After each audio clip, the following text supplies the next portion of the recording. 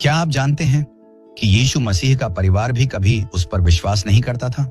हाँ, वही परिवार जिसने उसे अपने घर में बड़ा होते देखा, जो उसके साथ चलता, खाता और उसके साथ हंसता था। पर जब उसने कहा, मैं परमेश्वर का पुत्र हूं, तो उन्होंने कहा, वह तो बस हमारा भाई है। लेकिन फिर कुछ ऐसा हुआ जिसने उनके जीवन की दिशा हमेशा के लिए बदल दी। वही भाई जिन्होंने कभी यीशु पर विश्वास नहीं किया, वही उसके पुनरुत्थान के गवाह बने। उन्होंने देखा जो क्रूस पर लटका था, वही फिर से जीवित होकर उनके सामने खड़ा था। उस क्षण उनके हृदय में संदेह नहीं, बल्कि आग जल उठी, विश्वास की आग। याकूब और यहूदा, जिन्होंने एक समय उसे भाई कहा, अब उसे मसीह कहकर अपनी जान दे दी। यह कहानी सिर्फ एक परिवार की नहीं, यह कहानी है विश्वास की उस यात्रा की जो संदेह की गहराइयों से होकर अनंत जीवन के प्रकाश तक जाती है। यह कहानी है उन लोगों की जिन्होंने पहले मसीह को अस्वीकार किया, लेकिन बाद में उसके लिए सब कुछ न्यौछावर कर दिया। बस आपसे एक निवेदन है, इसे पूरा जरूर देखिए, क्योंकि यह केवल इतिहास नहीं, यह एक आत्मिक रहस्य है जो आपके हृदय में विश्वास की नई ज्वाला जला देगा। यीशु के भाई बहनों का रहस्य, क्या वे स्वर्ग गए? एक आत्मिक यात्रा जो आपकी आत्मा को छू लेगी। नासरत की शांत पहाड़ियों के बीच एक छोटा सा गांव, साधारण घर, मिट्टी की दीवारें और लोगों की सादगी से भरा जीवन।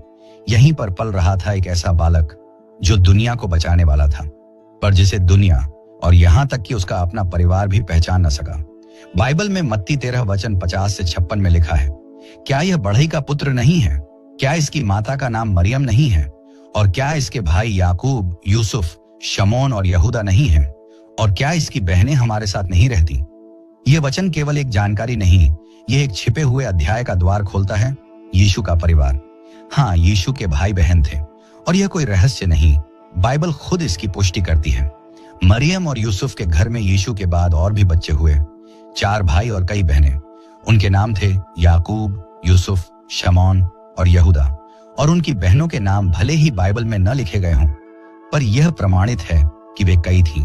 सोचिए, मरियम और यूसुफ के घर का वह साधारण वातावरण जहां छोटे बच्चे खेलते, दौड़ते, हंसते, पर एक बालक था जो उनसे कुछ अलग था। वह भी उनके साथ बढ़ा, पर उसके भीतर की गहराई और आत्मिकता मानो पृथ्वी से नहीं थी। जब बाकी बच्चे एक दूसरे से झगड़ते, वह मौन रहकर पिता की इच्छा को समझता। जब सब आराम करते, वह प्रार्थना करता। यूसुफ उसे बढ़ईगिरी सिखाते और वह अपने हर औजार से एक अर्थ निकालता। लकड़ी के टुकड़े में भी वह क्रूस का आकार देखता, पर किसी ने ध्यान नहीं दिया। मरियम जानती थी उसका यह पुत्र कोई साधारण बालक नहीं।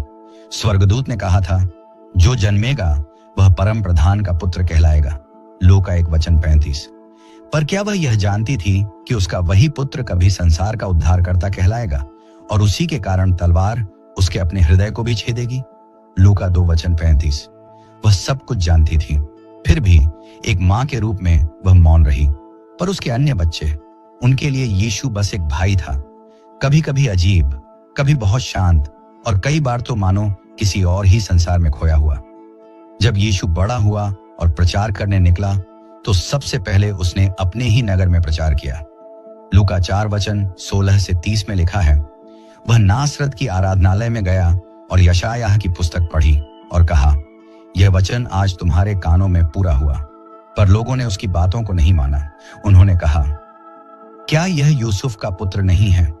यानी उनके लिए वह बस मरियम का बेटा था, मसीह नहीं। और उसके अपने भाई भी उसी सोच में थे।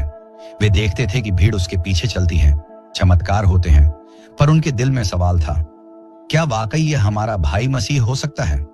यूहन्ना 7:5 में लिखा है, क्योंकि उसके भाई भी उस पर विश्वास नहीं करते थे। यह वचन बहुत कुछ कहता है। यीशु के अपने घर में भी विश्वास का प्रकाश नहीं पहुंचा था। वे उसके चमत्कार देखते थे, पर उसकी दिव्यता नहीं समझ पाए।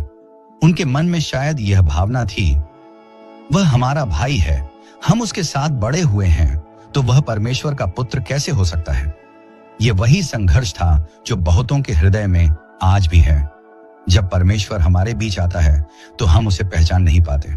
मरकुस 3:21 में लिखा है, उसके अपने लोग यह सुनकर निकल पड़े, क्योंकि वे कहते थे कि वह अपना होश खो बैठा है। हाँ, उनके लिए यीशु का जीवन अब सामान्य नहीं रहा था। वह सिखाता था, चंगाई देता था, भीड़ उसे मसीहा कहती थी और परिवार चिंतित था, हमारा भाई अपने आप को क्या समझता है। मरकुस 3:31 में लिखा है, उसकी माता और भाई आए और बाहर खड़े होकर उसे बुलाने लगे। वे उसे रोकना चाहते थे, कहना चाहते थे, बस करो, अब घर चलो। पर यीशु ने उत्तर दिया, जो परमेश्वर की इच्छा पर चलता है वही मेरा भाई, बहन और माता है। उसने अपने परिवार की परिभाषा बदल दी, रक्त से नहीं, आत्मा से जुड़ने वाली परिभाषा। उस समय शायद मरियम की आंखें भर आई होंगी, भाइयों के मन में क्रोध और उलझन रही होगी और यीशु के हृदय में मौन करुणा।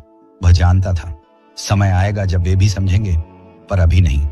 वह जानता था कि विश्वास को जबरन नहीं लाया जा सकता, उसे प्रकाश में बदलना पड़ता है और वह प्रकाश तब आएगा जब वह मृत्यु से जी उठेगा।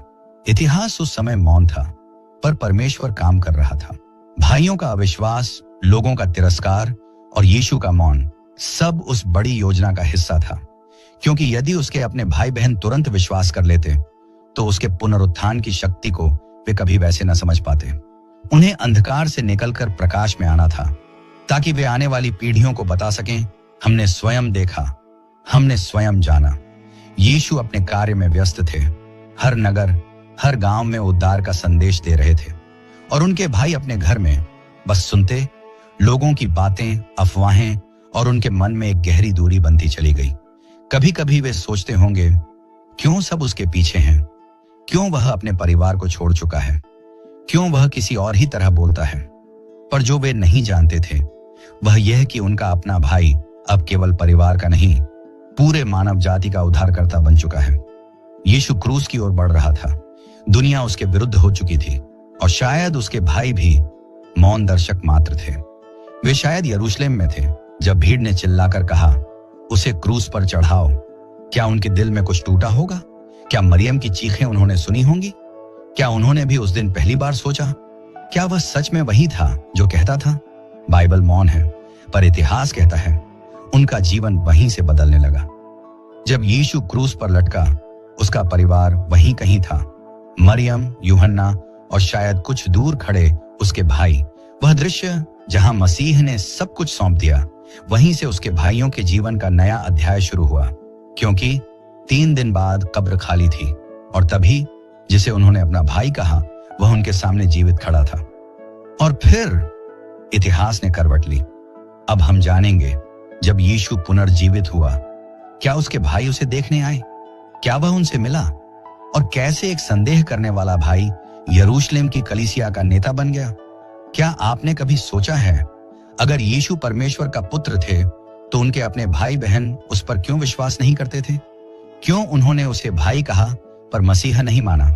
गलील की तपती दोपहर थी, भीड़ उमड़ी थी, लोग घरों की छतों तक भर गए थे। हर कोई बस एक झलक चाहता था, यीशु को देखने की, उसके वचन सुनने की।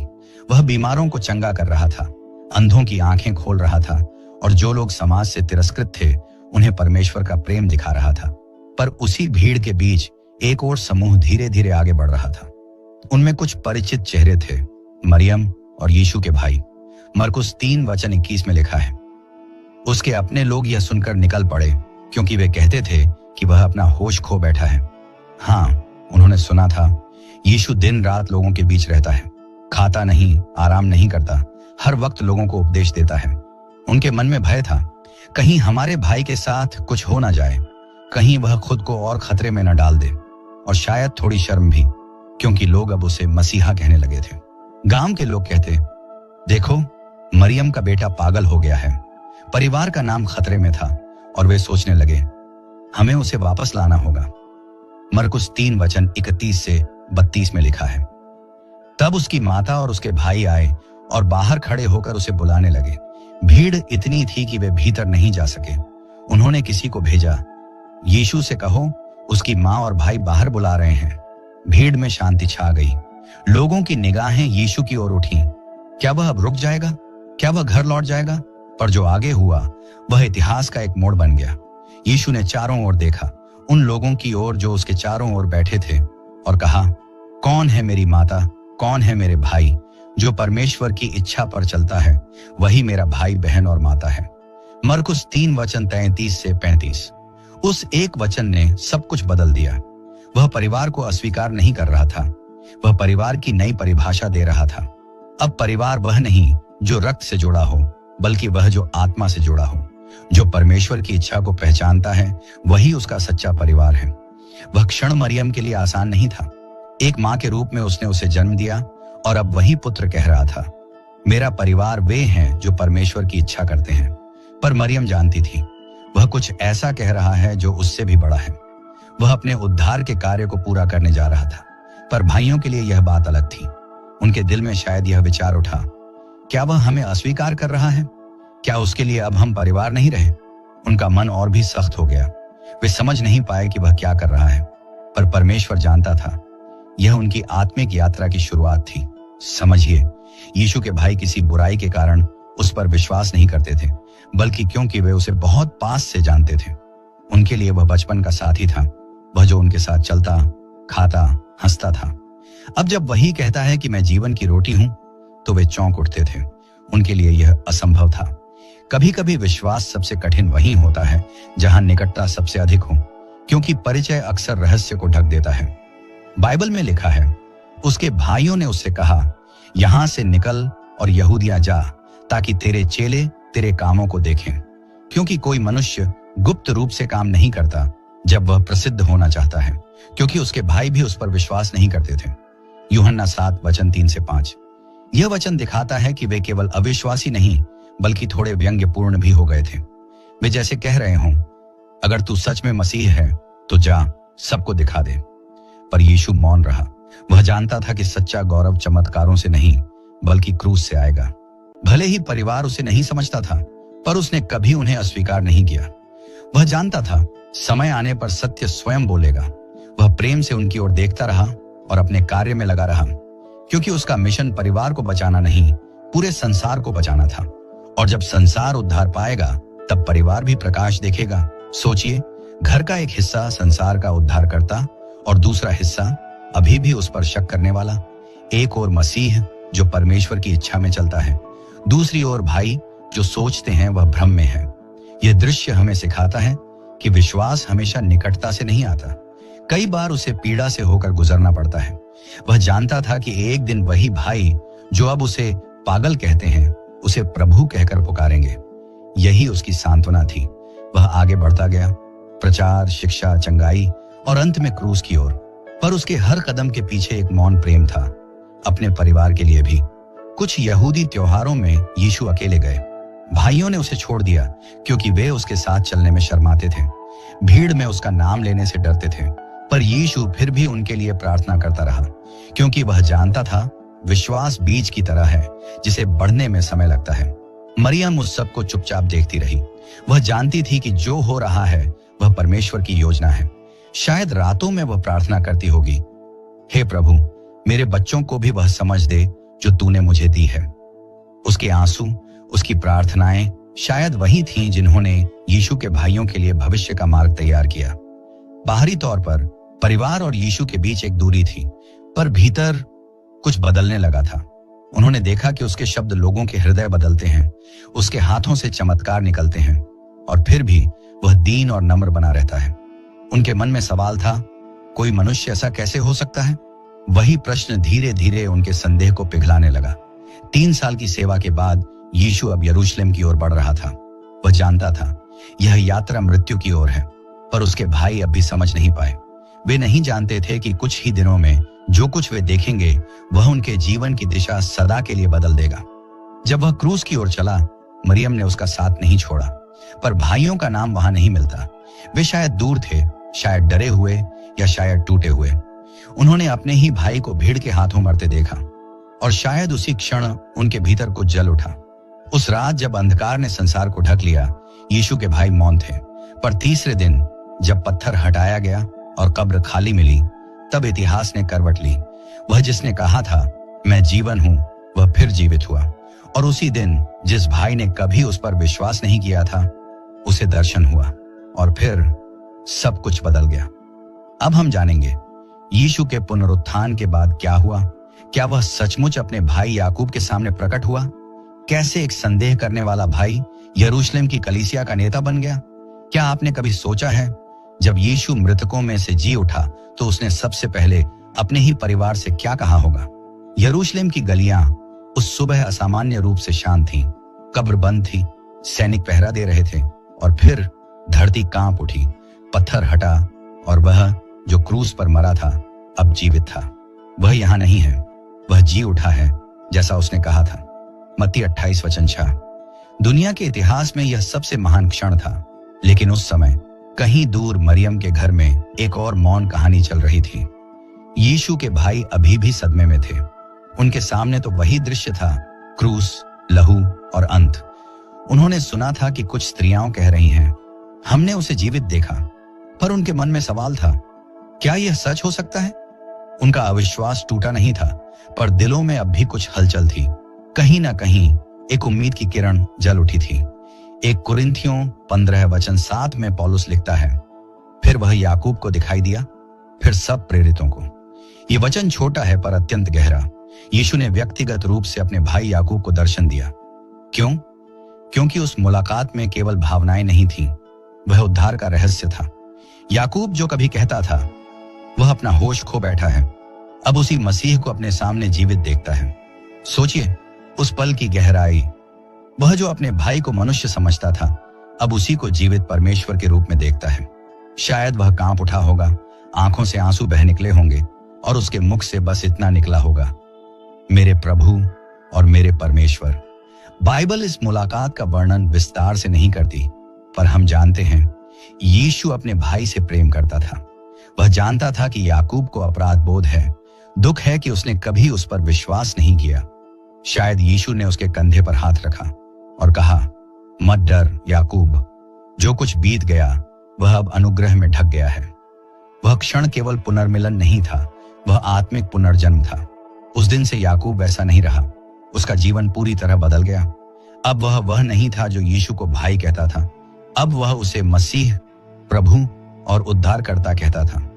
याकूब ने अपने परिवार को एक नया अर्थ दिया, एक ऐसा परिवार जो क्रूस की छाया में जन्मा था। प्रेरितों के काम 1:14 में लिखा है, ये सब स्त्रियों के साथ और यीशु की माता मरियम के साथ और उसके भाइयों के साथ एक मन होकर प्रार्थना में लगे रहे। अब वह दृश्य बिल्कुल बदल चुका था। वही भाई जो कभी उसे रोकने आए थे, अब उसी के नाम में प्रार्थना कर रहे थे। वे अब केवल यीशु के रिश्तेदार नहीं, बल्कि उसके अनुयायी बन चुके थे। समय बीतता गया, पतरस, यूहन्ना और पौलुस प्रचार करने लगे, लेकिन यरूशलेम में कलीसिया का नेतृत्व याकूब को सौंपा गया। गलातियों 2:9 में पौलुस लिखता है, और जब याकूब, केफास, पतरस और यूहन्ना, जो कलीसिया के स्तंभ माने जाते हैं, ने मुझ पर कृपा की, देखिए अब वही याकूब जो कभी संदेह करता था, अब कलीसिया का स्तंभ कहलाता है। याकूब की आत्मिकता का प्रमाण उसकी पथरी में है। उसकी शुरुआत देखें, परमेश्वर और प्रभु यीशु मसीह का दास याकूब। याकूब 1:1। ध्यान दीजिए, वह अपने पत्र में यीशु मेरा भाई नहीं कहता, बल्कि प्रभु यीशु मसीह का दास कहता है। क्या यह नम्रता नहीं? क्या यह परिवर्तन की पराकाष्ठा नहीं? जो कभी भाई था अब स्वयं को दास कहता है। यह वही सच्चा विश्वास है जो गर्व से नहीं, अनुग्रह से जन्म लेता है। याकूब की पत्री व्यावहारिक जीवन की सबसे गहरी शिक्षाओं में से एक है। वह कहता है, केवल वचन सुनने वाले मत बनो, बल्कि उस पर चलो। याकूब 1:22। वह सिखाता है कि विश्वास बिना कर्मों के मृत है, यानी सच्चा विश्वास केवल शब्दों में नहीं, जीवन के आचरण में झलकता है। यह शिक्षा उसी के अनुभव से निकली थी, क्योंकि उसने वर्षों तक केवल सुना पर नहीं माना। अब जब वह विश्वास में आया तो उसने जाना कि सच्चा विश्वास चलने में है, सिर्फ कहने में नहीं। यीशु का एक और भाई था, यहूदा। उसने भी बाद में मसीह पर विश्वास किया और यहूदा की पत्री लिखी। वह भी अपने पत्र की शुरुआत ऐसे करता है, यीशु मसीह का दास और याकूब का भाई। यहूदा 1:1। ध्यान दीजिए, वह भी यीशु का भाई नहीं कहता, बल्कि उसका दास। यह विनम्रता, यह श्रद्धा दिखाती है कि उन्होंने यीशु को अब देह में नहीं, आत्मा में पहचाना था। यीशु के पुनरुत्थान ने केवल संसार को नहीं बदला, उसने उसके अपने परिवार को भी बदल दिया। मरियम, जो पहले से विश्वास में स्थिर थी, अब अपने पुत्रों को भी विश्वास में चलते देखती थी। जो भाई कभी अविश्वास में थे, अब वे मसीह के साक्षी बन गए। घर का हर सदस्य अब उस एक नाम के चारों ओर एकजुट था, यीशु मसीह। प्रेरितों के काम 15 में लिखा है कि जब यह विवाद उठा कि क्या अन्य जातियों को भी खतना करना चाहिए, तो अंत में निर्णय याकूब ने दिया। उसने कहा, हम क्यों उन पर ऐसा जुआ डालें जिसे हमारे बाप दादा भी नहीं उठा सके। प्रेरितों 15:10। वह निर्णय इतिहास बदल गया, क्योंकि उसी से सुसमाचार संसार के हर देश में फैल सका। देखिए, एक समय जो व्यक्ति संदेह करता था, अब वही परमेश्वर की इच्छा समझने वाला नेता बन गया। प्राचीन इतिहासकार जोसेफस और हिजिपस लिखते हैं कि लोग याकूब को धर्मी कहते थे, क्योंकि वह हर दिन मंदिर में जाकर अपने घुटनों पर गिरकर इस्राएल के लिए प्रार्थना करता था। कहा जाता है उसके घुटनों पर ऊंट की खाल जैसी मोटी परत पड़ गई थी लगातार प्रार्थना करने से। वह वही व्यक्ति था जो पहले यीशु को नहीं समझ पाया, अब दिन रात उसके नाम में राष्ट्र के लिए रोता था। समय आया जब यरूशलेम में यीशु के अनुयायियों पर अत्याचार बढ़ गया, और उसी समय कलीसिया के नेता याकूब को यहूदियों के सामने बुलाया गया। उन्होंने कहा, सबके सामने कहो कि यीशु मसीह नहीं है। पर याकूब ने कहा, वह स्वर्ग में बैठा है और वह आएगा फिर से महिमा में। गुस्साई भीड़ ने उसे मंदिर की छत से नीचे फेंक दिया। वह जमीन पर गिरा, पर मरने से पहले भी उसने प्रार्थना की, हे प्रभु, इन्हें क्षमा कर, क्योंकि ये नहीं जानते कि क्या कर रहे हैं। और वहीं यीशु का भाई याकूब अपने प्रभु के समान शहीद हो गया। एक परिवार जिसने पहले यीशु को नहीं पहचाना, अब उसी के नाम में अपने जीवन न्योछावर कर रहा था। याकूब की मृत्यु से पहले उसकी आंखों में वही शांति थी जो क्रूस पर यीशु की आंखों में थी, और यहूदा की कलम से आखिरी वचन गूंजे, अब उसे जो तुम्हें ठोकर खाने से बचा सकता है और अपनी महिमा के सामने निर्दोष ठहराकर बड़े आनंद के साथ उपस्थित कर सकता है, उसी को महिमा हो। यहूदा 1:24। और इस तरह जो पहले ठोकर खाए थे वे अब विश्वास के शहीद बन गए। अब हम जानेंगे कैसे याकूब और यहूदा प्रारंभिक कलीसिया के स्तंभ बने, उनकी पत्रियां आज भी कैसे आत्माओं को छूती हैं, और क्यों उन्होंने अपने भाई को मसीह कहा, भाई नहीं। एक समय जो भाई यीशु को समझ नहीं पाए, अब वही उसकी सच्चाई के लिए मरने तक अडिग रहे। यीशु के पुनरुत्थान के बाद जब सुसमाचार चारों दिशाओं में फैलने लगा, यरूशलेम का नेतृत्व सौंपा गया याकूब प्रभु के भाई को। वह न तो प्रसिद्ध प्रचारक था, न ही चमत्कार दिखाने वाला व्यक्ति, पर वह था विश्वास का आधार स्तंभ। लोग उसे धर्मी याकूब कहते थे, क्योंकि उसका जीवन पवित्रता, नम्रता और न्याय का प्रतीक था। बहुतों ने याकूब को एक शांत स्वभाव का व्यक्ति कहा, पर वह केवल शांत नहीं था, वह संतुलित था। वह जानता था कि कलीसिया में विविधता होगी, यहूदियों से लेकर यूनानियों तक, गरीबों से लेकर अमीरों तक, और उसका संदेश था, विश्वास केवल वचन नहीं, व्यवहार है। वह चाहता था कि विश्वास जीवन में दिखाई दे, कर्मों में, वाणी में और प्रेम में। उसकी पत्री, जो याकूब की पत्री कहलाती है, मसीही जीवन की सबसे व्यावहारिक शिक्षा देती है। वह कहता है, भाइयों, जब तुम नाना प्रकार की परीक्षाओं में पड़ो तो इसे पूरे आनंद की बात समझो। याकूब 1:2, क्योंकि वह जानता था विश्वास बिना परीक्षा के गहराई नहीं पाता। याकूब की सबसे प्रसिद्ध शिक्षा यही है, विश्वास यदि कर्म न रखे तो वह अपने आप में मरा हुआ है। वह कहता है कि केवल विश्वास करने से पर्याप्त नहीं, बल्कि हमें उस विश्वास को जीना है। सोचिए, यह वही व्यक्ति कह रहा है जिसने वर्षों तक केवल सुना पर चला नहीं। अब वह दूसरों से कहता है, वचन पर चलो, केवल सुनो मत। यानी अनुभव से निकला सत्य जो उसने अपने जीवन में जिया था। याकूब का परमेश्वर के साथ संबंध अत्यंत गहरा था। वह बाहरी दिखावे का नहीं, भीतर की सच्चाई का पक्षधर था। वह कहता है, यदि कोई अपने आप को धर्मी समझता है और अपनी जीभ पर लगाम नहीं रखता तो उसका धर्म व्यर्थ है। यानी विश्वास केवल पूजा में नहीं, बल्कि वाणी, कर्म और प्रेम में झलकता है। उसका संदेश गरीबों और पीड़ितों के लिए था। वह कहता है, यदि कोई भाई या बहन नंगे हों और भोजन से रहित हों और तुम कहो शांति से जाओ, पर उनकी देह की आवश्यक वस्तुएं न दो, तो क्या लाभ। 2:15-16। याकूब जानता था कि मसीह का प्रेम केवल शब्दों में नहीं, कर्मों में प्रकट होता है। याकूब का जीवन पूरी तरह से समर्पित था। कहा जाता है कि वह दिन में कई बार मंदिर में जाकर राष्ट्र के लिए प्रार्थना करता था। लोगों ने उसके घुटनों पर ऊंट की खाल जैसी मोटाई देखी थी, क्योंकि वह लगातार झुककर प्रार्थना करता था। यानी जो पहले विश्वास से दूर था, अब वही अपने घुटनों पर संसार के लिए विनती करने वाला व्यक्ति बन गया। जब मसीही समाज बढ़ने लगा तो विवाद उठा, क्या अन्य जातियों को मूसा की व्यवस्था माननी होगी? यह सबसे बड़ा प्रश्न था जो कलीसिया को तोड़ सकता था। उस समय यरूशलेम में सभा हुई जहां पतरस, पौलुस, बरनाबास और याकूब उपस्थित थे। सबने अपनी बात कही और अंत में याकूब खड़ा हुआ, धीरे पर अधिकार के साथ कहा, हम क्यों उन पर ऐसा बोझ डालें जिसे हमारे पूर्वज भी नहीं उठा सके? प्रेरितों 15:10। यानी मसीह में उद्धार अनुग्रह से है, न कि व्यवस्था के कर्मों से। यह निर्णय इतिहास बदल गया। सुसमाचार अब केवल यहूदियों तक नहीं, पूरे संसार तक पहुंच सका। और यही था याकूब की बुद्धि, उसकी आत्मिक परिपक्वता का प्रमाण। कई वर्षों बाद यरूशलेम में मसीहियों पर फिर अत्याचार बढ़ गया। धर्मी याकूब को मंदिर की छत पर बुलाया गया। उसे कहा गया, सभी के सामने कहो कि यीशु मसीह नहीं है। पर उसने ऊंचे स्वर में कहा, वह स्वर्ग में बैठा है और वह महिमा में लौटेगा। गुस्साई भीड़ ने उसे नीचे धकेल दिया। वह गिरा पर मरा नहीं।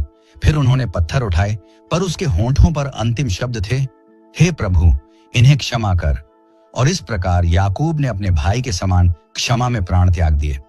जहां याकूब नेतृत्व का स्तंभ था, वहीं यहूदा चेतावनी का स्वर था। उसकी छोटी सी पत्री सिर्फ 25 पदों की, पर उसमें है मसीही जीवन की गहराई और जागृति। वह अपने पत्र की शुरुआत ऐसे करता है, यीशु मसीह का दास और याकूब का भाई। यहूदा एक वचन, एक ध्यान दीजिए, वह यीशु का भाई नहीं कहता, बल्कि यीशु मसीह का दास। क्यों? क्योंकि अब उसने देह के रिश्ते से ऊपर आत्मिक संबंध को पहचाना। वह जानता था यीशु केवल उसका भाई नहीं, बल्कि उसका प्रभु और उद्धार करता है। उसका पत्र चेतावनी से भरा है। वह कहता है, विश्वास के लिए संघर्ष करो जो एक बार पवित्र जनों को सौंपा गया। वह उन झूठे शिक्षकों के खिलाफ चेतावनी देता है जो सुसमाचार को विकृत कर रहे थे। उसका स्वर कठोर था, पर उद्देश्य स्पष्ट, सत्य की रक्षा करो। वह पुराने उदाहरणों का उल्लेख करता है, इस्राएल की अवज्ञा, दूतों का पतन, सदोम का विनाश, और कहता है जो परमेश्वर से दूर जाते हैं वे न्याय से नहीं बचेंगे। लेकिन फिर वह कहता है, पर तुम जो विश्वास में स्थिर हो, अपने आप को परमेश्वर के प्रेम में बनाए रखो। यानी यह पत्र केवल चेतावनी नहीं, बल्कि प्रोत्साहन भी है। डरो मत, दृढ़ रहो। उसकी पत्री का अंत पूरे नए नियम के सबसे सुंदर वचनों में से एक है। अब उसे जो तुम्हें ठोकर खाने से बचा सकता है और अपनी महिमा के सामने निर्दोष ठहराकर आनंद के साथ उपस्थित कर सकता है, उसी को महिमा, वैभव और प्रभुता हो अब से सदा तक। यह केवल विदाई नहीं, यह उपासना का गीत है। एक ऐसा गीत जो उन होठों से निकला जिन्होंने कभी अपने भाई को नहीं समझा, पर अब उसकी महिमा में लीन है। याकूब और यहूदा, दो नाम, दो स्वभाव, पर एक ही आत्मा। एक ने सिखाया कि विश्वास चलने में है, दूसरे ने सिखाया कि विश्वास की रक्षा करनी है। एक ने न्याय और कर्म पर जोर दिया, दूसरे ने सत्य और जागरूकता पर दोनों ने अपने जीवन से यह सिद्ध किया कि कोई भी देर से आए, पर यदि वह सच्चे दिल से लौटे तो परमेश्वर उसे अपनी योजना का हिस्सा बना लेता है। इस पूरी कहानी का आध्यात्मिक संदेश गहरा है। परमेश्वर अपने कार्य को परिवारों के भीतर से आरंभ करता है। जो पहले ठोकर खाते हैं उन्हीं को वह गवाह बना देता है। यीशु ने अपने भाइयों को अस्वीकार नहीं किया, बल्कि उन्हें समय दिया, और जब उन्होंने उसे जीवित देखा, उनका जीवन सदा के लिए बदल गया। आज भी बहुत लोग हैं जो यीशु को जानते हैं पर मानते नहीं। बहुत लोग धर्म में हैं पर संबंध में नहीं। याकूब और यहूदा की कहानी हमें सिखाती है कि परमेश्वर इंतजार करता है, पर जब कोई उसे सच्चे मन से ढूंढता है, वह उसे सत्य की गहराई तक पहुंचा देता है। एक माँ मरियम जिसका हृदय क्रूस के नीचे टूटा, एक भाई याकूब जो अविश्वास से विश्वास का नेता बना, और एक अन्य भाई यहूदा जिसने सच्चाई की रक्षा के लिए आवाज उठाई। ये सब हमें याद दिलाते हैं, परिवार वही नहीं जो खून से जुड़ा हो, बल्कि वो जो विश्वास में एक हो। मरियम और उसके पुत्र, वह परिवार जिसने स्वर्ग का इतिहास लिखा। अब हम जानेंगे कि यीशु के परिवार का बाकी जीवन कैसे बीता, मरियम की अंतिम सेवकाई क्या थी, और क्यों प्रारंभिक कलीसिया ने उसे विश्वास की माता कहा। जिस परिवार ने कभी यीशु को खोया, अब वही परिवार दुनिया को उसके प्रेम में जीत गया। गोलगोथा की पहाड़ी अब शांत थी। आकाश में गूंजता वह स्वर पूरा हुआ। संसार की दिशा बदल चुका था। भीड़ लौट गई थी, पर क्रूस के नीचे एक स्त्री अब भी खड़ी थी, मरियम, यीशु की माता। उसके आंसू रुक चुके थे, पर उसकी आत्मा मौन प्रार्थना में डूबी थी। उसने अपने सामने अपने पुत्र को मरते देखा और अब केवल एक बात जानती थी, यह अंत नहीं, यह आरंभ है। जब यीशु ने क्रूस पर कहा, हे स्त्री, देख यह तेरा पुत्र है, और हे यूहन्ना, देख यह तेरी माता है। यूहन्ना 19:26-27। उस पल मरियम केवल यीशु की माता नहीं रही, वह सभी विश्वासियों की माता बन गई। यूहन्ना उसे अपने घर ले गया और वहीं से मरियम का नया अध्याय शुरू हुआ। वह अब केवल एक मां नहीं, बल्कि एक साक्षी थी, जिसने परमेश्वर के उद्धार को अपनी आंखों से देखा था। प्रेरितों के काम 1:14 में लिखा है, वे सब एक मन होकर प्रार्थना में लगे रहते थे। उनमें स्त्रियां और यीशु की माता मरियम भी थी। सोचिए, अब वही मरियम जो कभी बेथलेहम की गुफा में यीशु को झुलाती थी, अब यरूशलेम के एक ऊपरी कमरे में बैठकर सुसमाचार के बीज को बढ़ते देख रही थी। उसने देखा कैसे आत्मा का अग्नि स्नान हर शिष्य पर उतर रहा है, कैसे वही शिष्य जो कभी भयभीत थे, अब निर्भीक होकर यीशु जीवित है का प्रचार कर रहे हैं। मरियम की आंखों में आंसू थे, पर इस बार वे शोक के नहीं, आनंद के आंसू थे, क्योंकि अब वह जान चुकी थी, वह पुत्र जिसे उसने खोया था अब हर हृदय में जीवित है। बाइबल उसके बाद मरियम के जीवन का विस्तार से उल्लेख नहीं करती, पर प्रारंभिक मसीही इतिहासकार बताते हैं कि उसने अपना जीवन शांति, प्रार्थना और सेवा में बिताया। वह यूहन्ना के साथ एफिसुस नगर में रही, जहां उसने विश्वासियों को सिखाया, मसीह का प्रेम केवल चमत्कारों में नहीं, बल्कि नम्रता और क्षमा में है। वह अक्सर कहा करती, जब वह मेरे गर्भ में था, मैंने संसार का प्रकाश अपने भीतर धारण किया था। अब वह प्रकाश हर हृदय में जल रहा है। प्राचीन मसीही परंपरा कहती है कि मरियम की मृत्यु सामान्य मृत्यु नहीं थी। वह मानो सो गई, एक पवित्र निद्रा में चली गई। वह शांतिपूर्वक सोई और उसका आत्मा स्वर्ग के उस पुत्र के पास लौट गया जिसे उसने इस धरती पर जन्म दिया था। मरियम की यात्रा हमें सिखाती है, आज्ञाकारिता ही सच्चे विश्वास की जड़ है। वह जब युवा थी तो बोली थी, तेरे वचन के अनुसार मेरे साथ ऐसा ही हो। लूका 1:38। और वही हाँ शब्द पूरे उद्धार की शुरुआत बन गया। उसने अपने जीवन में हर स्थिति को विश्वास की दृष्टि से देखा। जब वह मंदिर में भविष्यवाणी सुनती है, जब वह मिस्र भागती है, जब वह क्रूस के नीचे खड़ी होती है और जब पुनरुत्थान की खबर सुनती है, हर बार उसने कहा, तेरी इच्छा पूरी हो। इतिहास बताता है कि यीशु के परिवार के अन्य सदस्यों ने भी सुसमाचार के प्रचार में महत्वपूर्ण भूमिका निभाई। याकूब पहले ही शहीद हो चुका था। यहूदा ने अपनी चेतावनी पत्री छोड़कर संसार को सावधान किया और उनके वंशजों को रोम के अत्याचारों के बावजूद मसीह के प्रति अडिग पाया गया। एक प्राचीन रोमी इतिहासकार हेजेसिप्स लिखता है कि यीशु के भाई यहूदा के पोते सम्राट डोमिशियन के सामने लाए गए थे। जब उनसे पूछा गया, क्या तुम किसी राजवंश से हो? उन्होंने अपने हाथ दिखाए, सख्त श्रम से भरे हुए, और कहा, हम किसान हैं और मसीह के दास। सम्राट ने उन्हें छोड़ दिया क्योंकि उसने देखा उनमें कोई विद्रोह नहीं, केवल भक्ति है। यह परिवार जो नासरत की मिट्टी में रहता था, अब स्वर्ग के इतिहास में दर्ज हो चुका था। उन्होंने सिद्ध किया, परमेश्वर साधारण परिवारों से भी असाधारण काम कर सकता है। यूसुफ, आज्ञाकारी पिता, मरियम, विश्वास की माता, याकूब, नेतृत्व का स्तंभ, यहूदा, सत्य का प्रहरी, और यीशु, उद्धार का स्रोत। उन सब की कहानी हमें याद दिलाती है, परमेश्वर का कार्य सदा परिवार से शुरू होता है और उसका उद्देश्य सदा प्रेम में पूरा होता है। यीशु के भाई बहनों ने अंततः वही जाना जो मानवता को जानना चाहिए, कि विश्वास केवल चमत्कार देखने में नहीं, बल्कि उसके वचनों पर चलने में है। उन्होंने अपने अविश्वास को गवाही में बदल दिया और अपने परिवार की पहचान मसीह के लिए समर्पण बना दी। आज जब हम मसीह के परिवार की यह कहानी सुनते हैं, तो यह केवल बीते समय की नहीं, बल्कि हमारे जीवन की भी कहानी है। क्योंकि बहुत से लोग हैं जो यीशु के नाम को जानते हैं, पर अभी तक उसके साथ जीवित संबंध नहीं रखते। यीशु के परिवार की कहानी हमें बुलाती है, आओ केवल नाम से नहीं, दिल से उसे पहचानो। और जब तुम उसे पहचानोगे तो तुम्हारा जीवन भी बदल जाएगा, जैसे याकूब, यहूदा और मरियम का हुआ।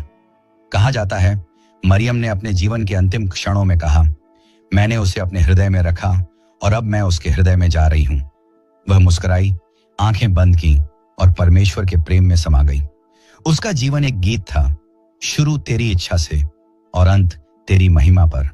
और इस तरह नासरत का वह छोटा परिवार जो कभी साधारण था, अब स्वर्ग की गाथा बन गया।